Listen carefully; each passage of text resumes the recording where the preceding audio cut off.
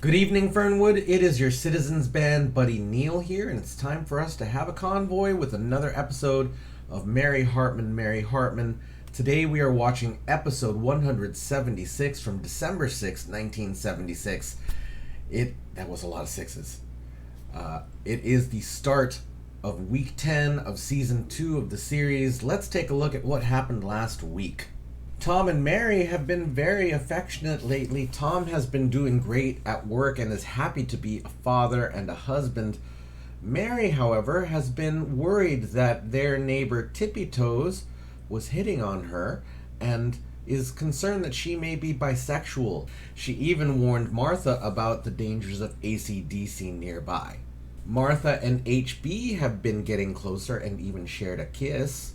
HB has been on the hunt for a ring of prostitutes and went over to Tippy Toes' trailer because he was suspicious. He did not, however, seem to notice the call from a mysterious woman on the CB named Big Honey. Kathy has been living with the Adamses, who are planning to adopt her baby-to-be. She's ambivalent about giving the baby up to them, but she's under contract. Mary offered to be her natural childbirthing class coach, but Kathy would prefer that Brian were to be her partner in those classes. Merle went to comfort Loretta after the problems that we'll be talking about shortly, but ignored her opening the door for him to leave a few times.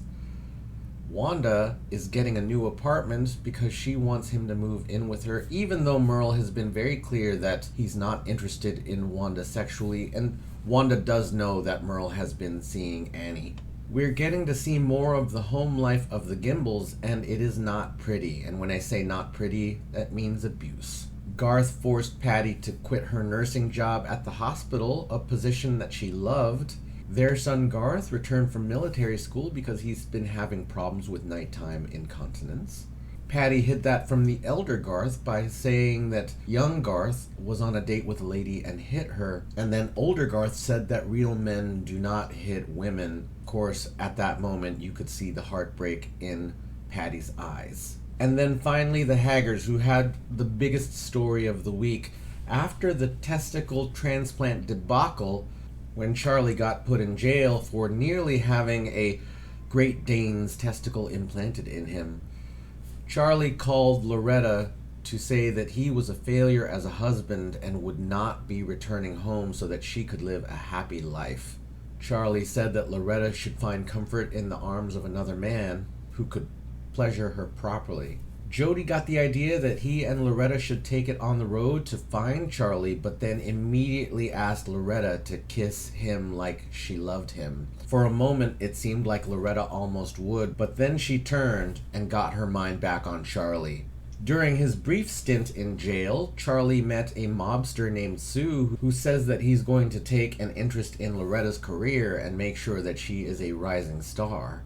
And at the end of last episode, Charlie snuck into Mary's kitchen to check on Loretta, but after reading a note that she was running off with Jody because of him, Charlie suggested that he was going to go to a place where Loretta's prayers could always find him, and after going to New Jersey to make sure that Loretta's career was set, he'd be going to San Francisco to find the Golden Gate Bridge. That's it, everyone. That's so much to recap, so let's get started on this week's episode of Mary Hartman, Mary Hartman.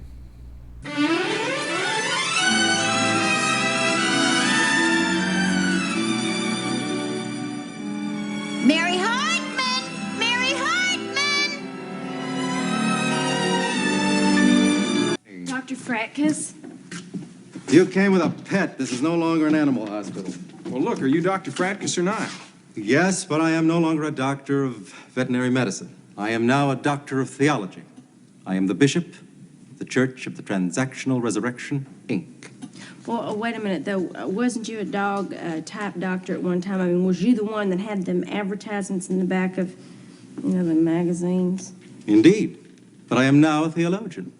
You know, like Marty Bubber, Tommy Aquinas, guys like that, you know? Yeah, well, look, we're just here to find out. Yes, I know. You've come to be ordained, of course. And I can ordain the two of you. $15. Wait just a second, Jody. You don't understand. You see, actually, I personally, at one time in my life, was very heavily into religious work, but not, at this moment. But really, the reason why we is here is I'm not quite sure I understand. Now, you was a dog doctor at one point, but you're into religious. So are you laying on hands with animals, or just, I don't understand. What is it exactly that you're doing here? Let me try to explain. I ordain ministers. You see, I got the American Veterinary Association on my neck, so I had to get into something a little less tangible. You mean to tell me that you just kind of switched midstream on your careers and everything without going through any personal torture or anything? Well, I wouldn't say that I went through any personal torture, but I wouldn't call a $150 fine nothing either. Excuse me. Say, you look like a bright, upstanding young man. How would you like to be a minister? A minister? What for? $10. And I'll tell you what, I'll put a cardboard frame around the certificate. No, why? Why, to serve our blessed Creator and to make your income tax totally deductible. Ta-dum-bum. You're kidding. You mean if I give you $10 and I don't pay any income tax? Wait a minute. Got it. Hold it, Jody. We have really gotten fierce off the detour of why we come here in the first place. Now, this is, really getting out of hand here. I'm Mrs. Haggers. Haggers, I know that name. Oh, for gosh sakes. Why, you're Charlie's son. And you must be the daughter-in-law? I am not the daughter-in-law. I'm the aggrieved wife. I'm Mrs. Charlie Haggers. But you're a kid. And this kid's a kid. And Charlie Haggers is worse than old. He's middle-aged. Charlie Haggers is my legally, lawfully, and darling wedded husband, and he is not too old for nothing, Buster. Well, then, who is he? This is Jody Troxell, and he just happens to be one of Charlie's best and most loyal friends ever in the United States. And I'll tell you something, we have been driving all across that United States, and I want to know what the heck is going on here. Now, where is my baby boy? I didn't know you and Charlie had a little baby. Congratulations. Charlie is my baby boy. Yes, I can believe that, considering why he came to see me. Wait a minute, look, would you just, where is Charlie? Where is he?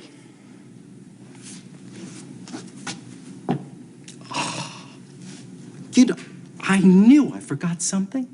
Oh, thank you for reminding me. Remind you of what? Why, I meant to bail your husband out. No cost, of course, considering that he was somewhat disappointed, and I, of course, am only human, but I've been so busy ordaining ministers that, well, it just slipped the old noodle.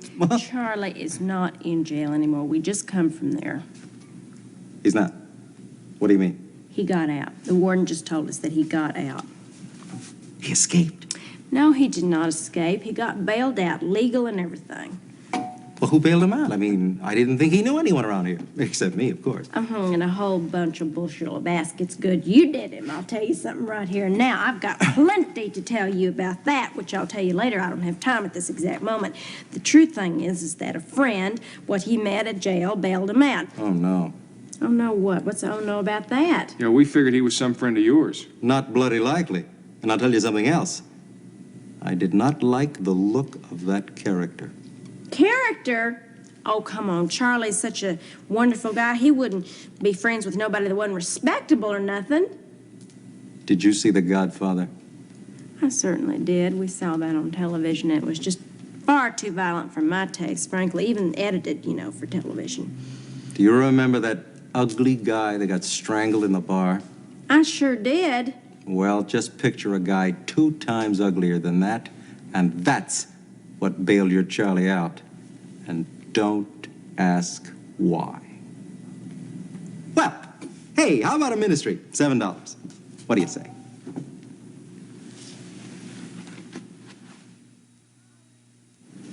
Hi. Hi.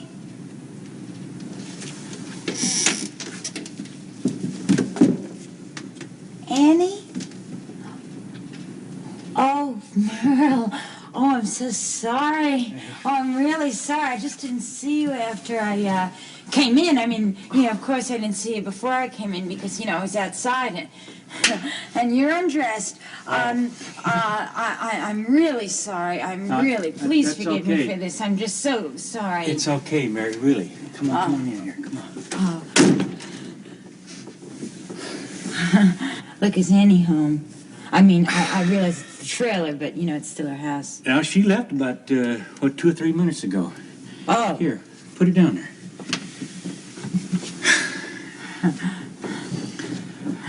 Well, Well. You caught me half naked. Bed's unmade. I guess that means Yeah. that Annie and me were in bed together. You mean you can just say that, huh? I'm born again, honest, Mary. So you can just, in the middle of the afternoon. Mary, what has the time got to do with pleasure? Oh, Don't you ever take your pleasure when the sun's still out? sure, I've had pleasure in the afternoon. Yeah. Lots. Just different. Lunch, game shows. Sometimes, a little laugh with my mother. But, not sexually, because Tom and me, we usually do it, at night, with the lights out. Although I must say lately, he's been wanting to do it with the lights on and with mirrors. Is that why you come over here this afternoon, Mary, to have pleasure, or looking for it, or what? What do you mean with Annie? Whoever. And that's what you two were talking about the other day. Oh, no, you two were talking about it. No, yeah, she was talking about it. I wasn't talking about it. She was talking about it. I wasn't even listening. Yeah. You don't like that idea, do you? Oh, no, I do. I like any idea. I mean, I really do like any idea. Well, I don't really like any idea. In fact, I find that particular idea disgusting, but I'm sure you're not interested in what I think. No. That's wrong. I'm very interested in what you think. I think you have a lot of new ideas, Mary, and that pretty head of yours. Gee, it's real unusual to be with a man who's, attracted to my head.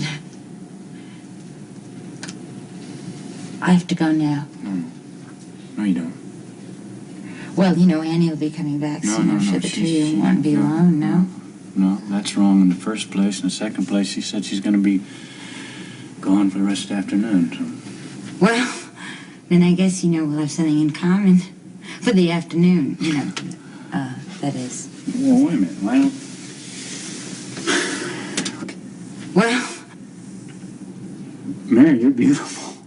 You're like an unspoiled child, Mary. You're natural and pure and unspoiled. Merle, I am 32 and a half years old, going on 33. And very innocent. Your braids you got there. Dresses there with the puffed up sleeves. I think all those things help make it very exciting to me to be around you. Yeah, but you don't mean you're excited now. I mean, you can't be excited now. I mean, you just, I'm telling finish. you the truth. I really feel like I have to tell you the truth. Well, good. That's good, because, I've always felt honesty is the best policy of mine. I'll go along with that. Yeah, well, in all honesty, Merle, I really feel that I better be getting out of here now. I don't think that we should be alone together because, the bed is unmade, and I just don't think we should be there. Excuse me. I just think that it's a very bad idea. It's just a bad idea. Do you know what I mean? Yeah. You never did anything bad before?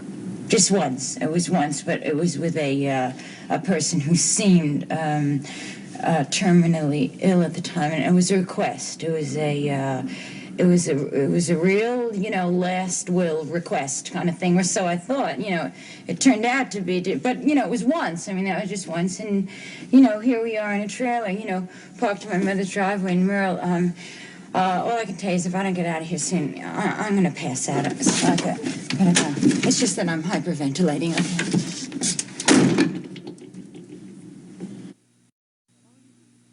Now, all you need is a couple of short spots like this one to remind the voters who you are, and you'll have the whole thing sewed right up. Yeah. Oh, I just wish you could unbutton your shirt like Tom Jones. Oh, hey, listen, did I tell you I'm trying to get some prime time the night before the election? The night before? Well, Yeah. what for? Well, I want to talk to the folks one more time before the election, and I got an idea. I'm going to try. What is it? Maybe you No. better try it out on me It's first. a terrific idea. Trust me on that. Oh, I do, Merle. I do trust you, but... Well, I just don't want you to get so relaxed and so off the cuff that you screw things up the way Jimmy Carter almost did with Playboy. Oh, by the way, do you have a couple of minutes right now? I guess so. Why? What's on your mind? I wanted to tell the painters what colors, and I wanted to check it out with you first. The painters? Oh, yeah, that's right. You're moving into your new apartment, aren't you? Yeah, I'm looking forward to seeing that dude. How about tonight? What do you want me to... opinions on these colors? Yeah. See, I have the living room all coordinated, but I got to start from scratch on the bedroom. Well, I wondered if you had any preferences, regarding colors or size of bed. Don't worry about that kind of thing, all right? I mean, you go ahead and finish the design on your little bedroom, and maybe election night, you and me can do a little celebrating. At my place? Yeah, maybe. Oh, you mean a victory party? Well, a party for two. On election night? Oh, gosh, Merle, that only gives me about 10 days to get everything done. Oh, let's don't forget the election, though, okay? Because I got to win the election first no. to have something to celebrate. No, you're going to win. There's no question about that. Well. Well, even Mary's sure of it. She's not sure about anything. By the way, you've been spending an awful lot of time with her lately. Yeah. Oh, I'm not criticizing, but is anything going on? Mary Hartman, for God's sake. She's not even my type. Well, I didn't think so. Somehow I don't see you being attracted to Mary. Well, she is one of my best friends, but well, let's face it, in many ways, she's such a child. Mm-hmm. You got those braids, bangs, those little pinafore dresses with them puffed up sleeves. Right. Silly of me to be jealous of that. Oh, absurd is what it is. On the other hand, despite that ridiculous nickname of hers, Annie Tippy Toes Wiley is hardly a child. That's a is whole she? different ballgame there. That's a mature lady you're talking I about thought there. so. Do you know what Mary told me about her? Wanda, I explained the whole deal. Oh, no, not that. No, we've been all through that. No, Mary seems to feel that Annie might be attracted to her. Maybe even physically. Attracted to it? What do you mean? Well, she might be attracted to her. To Mary? Yes. You mean sexual? Yeah. Oh, no. No, that's got to be Mary's little housewife imagination working overtime there. That's... What's so strange about the possibility? Well, I mean, you forget that I have first-hand knowledge at what Annie is attracted to. Oh, I You know, what I know, but that doesn't mean you're all she's attracted to, or even that men are all she's attracted to. Mm-hmm. Merle, haven't you ever been attracted to another man? Me? Yeah. Wanda, two men together is an abomination in the eyes of the Lord. Merle, I wouldn't say Well, anything. look, I'm not talking against the gay lib movement and all that stuff. I can use their vote, too, but I'm talking about this propaganda of Jonathan and David in the Bible. That's a lot of hogwash.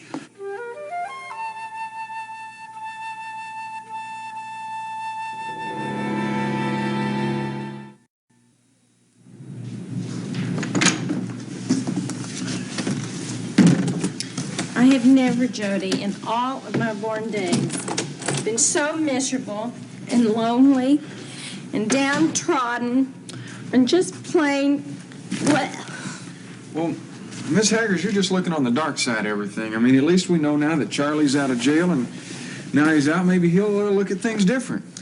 how do we know he ain't gonna get back in? I mean, you know what Dr. Fracas said about that weird criminal kind of Godfather type guy that bailed him out and everything. And I mean, what if he tricks Charlie or something and gets him involved in crime or whatever and he gets back in? All we got to do is just decide what we're going to do, and then we'll just go find Charlie. Where, Jody? Where are we going to find him? I mean, we looked everywhere in New Jersey, and I don't even know where to start next. I tell you, I would get right on that floor and lay down and die if I just knew where he was. Oh, Miss Haggers, don't do that. I mean, well, I'm here. And Charlie's not. I saw the car outside now. Oh, excuse me. Mary, I've I've missed you so much. You are my very best friend in the whole wide world. Totally. What happened to your finger?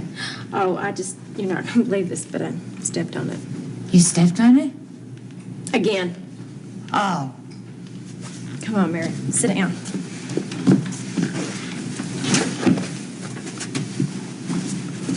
I just wanted to tell you that I got the note about the two of you running off, and I just wanted to talk about it, but I guess you want to be alone now, huh? Mary, I don't want to be... Why would we want to be alone? Well, I just must say that I was very surprised. No one's forcing me to say it. I just must say it because it's the truth now. I mean, I knew that you felt that Charlie had gone away forever, and I knew that you're feeling very repressed. And I knew, I must say, what surprised me is that you would jump into something like this so fast. That's all. Wait a minute, Mrs. Mary. Hartman, I we think... did- All I'm saying is here that I just expected what people usually call the decent period of mourning when somebody dies. I mean, it's not as though Charlie is dead. I just thought that you thought of it as the same kind of thing, that's all. Wait, hold, stop it. Right in your tracks, Mary. Because what I feel like you're saying to me right now, would you look at me, Mary? What I feel like you're saying to me, implying through these implications that you have just said, is that Jody and I go slam-banging across the U.S. of A. in kind of an adulterated, affair type mission, which is totally not true, Mary. No, nothing like that. Yeah, we just went out to New Jersey to see if we could find Charlie. Is that ironic? I mean, that is really ironic. Mary, what is so ironic about that? Because when you went from Ohio to New Jersey to find out about Charlie went from New Jersey to Ohio to find out about you. Oh, really, Mary? Do you mean to tell me that he's back? He was back, but he's not now. Well, do you know where he is? Yes and no?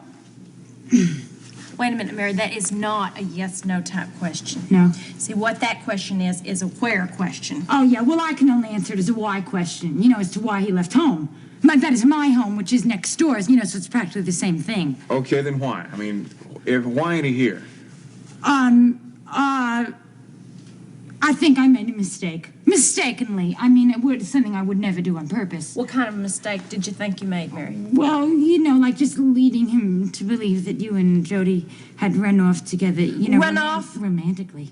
Or driven off. Please don't hit me. Mary, I'm not going to hit you, but why? I mean, why? Because of the note. Well, where did you say that we went? I didn't know, so I implied. What, Mary? What'd you imply? That you probably just went off to a motel. But I only implied. Mary, wait a minute. Hold the phone here. You mean to tell me that you told Charlie that Jody and I went... You know I would not cheat on my baby boy. Jody, let me talk to him for a minute. Now, I know that she is very much in love with him, and I know that she is feeling very sexually repressed right now.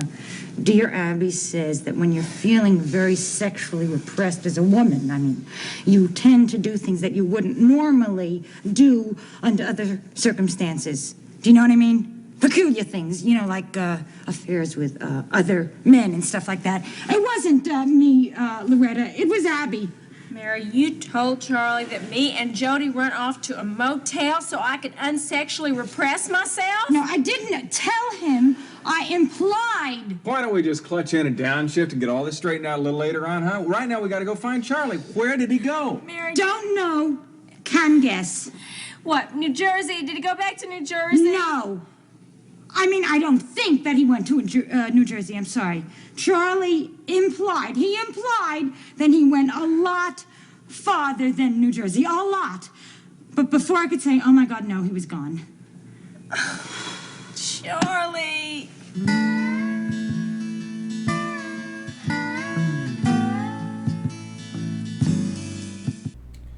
That's big stuff.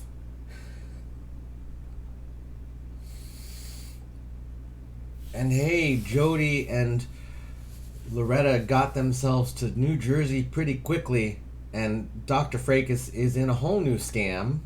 I did giggle a bit there because, well, it was funny to me.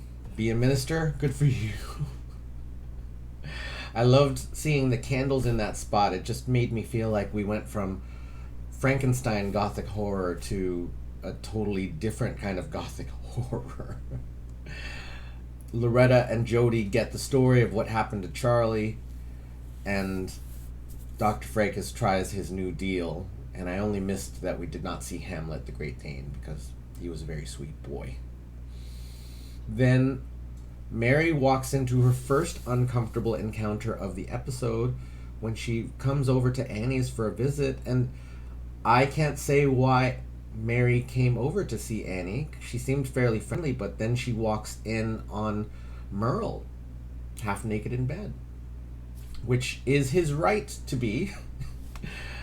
We start to see some questions being asked of Mary, and she says that she's disgusted by the idea of two women together. At least that's what I gather.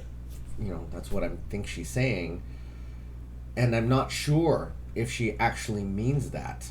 She seems at least mildly curious about Annie, and we won't know until this goes a little bit further. But what was then disturbing was Merle turning on Mary and saying how much she turned him on.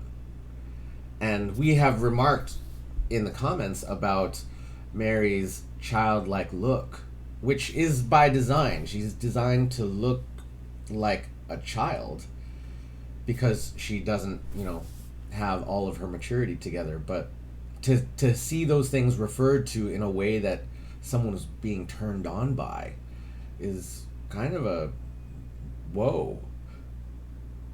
And Merle switches back to a mode that feels more threatening. I wasn't sure if he was going to attack her. He has been in that mode a little bit. Last week he had the encounter with Loretta, and seeing Merle leaning, in a tight space and feeling fairly imposing, I was glad that Mary could just walk under the arm that he put up against the wall, because who knows what could have happened. And then we see Merle again with Wanda, and in this scene he plays off that Mary is not a turn-on. That's what he tries to get across to Wanda, although in his face you can see that he's still feeling turned on. But Wanda's trying to get her new apartment and is behind Merle's candidacy for mayor, and Wanda's sure that Merle is going to win. Then we get into the topic of Tippy Toes being potentially attracted to women, and Merle suggesting that homosexuality is an abomination, which is, just as much as shrimp is an abomination, or mixed fabrics in your clothing are an abomination. That's the kind of abomination that we're talking about. If we're going to Leviticus, then that's the kind of abomination we're talking about. So if you can handle shrimp, and you can handle rayon, polyester, and cotton together in the same outfit, I don't know what fabrics work together, but you know what I'm saying. He's not going to campaign against them, at least. But in this case, we know that Merle believes that Tippy Toes is a straight woman, Kinsey 0, if we were to use the old Kinsey scale. But Wanda brings up a really fair question, which is to say, how is anyone to know if any human being is one specific point on that Kinsey scale? Wanda has had experience with same-sex eroticism, so I can't say that it is a threat to her. It's not a threat to her. It's just normal behavior. And for Merle, it's not so much. And then we get Mary's second uncomfortable visit of the episode as Jody and Loretta come back home. Mary gets across what happened. I didn't quite hear the final line of the scene, and maybe I'll figure out what it said, but it wasn't quite clear if Mary said that exactly where she heard that Charlie was going, to the Golden Gate Bridge, or if it was just a vague suggestion. But Loretta ends this episode in tears, that's where we are. So I think this is the start of a week that has a lot of heft behind it. Clearly Loretta and Jody are on a quest to find Charlie, and Merle has been more and more creepy and domineering, and we still haven't seen some of the other families around, but we'll get there soon enough. Thank you so much for being here. Thank you for sharing your thoughts and feelings in the comments. Thank you for coming on this convoy with me. We will see you tomorrow night in Fernwood.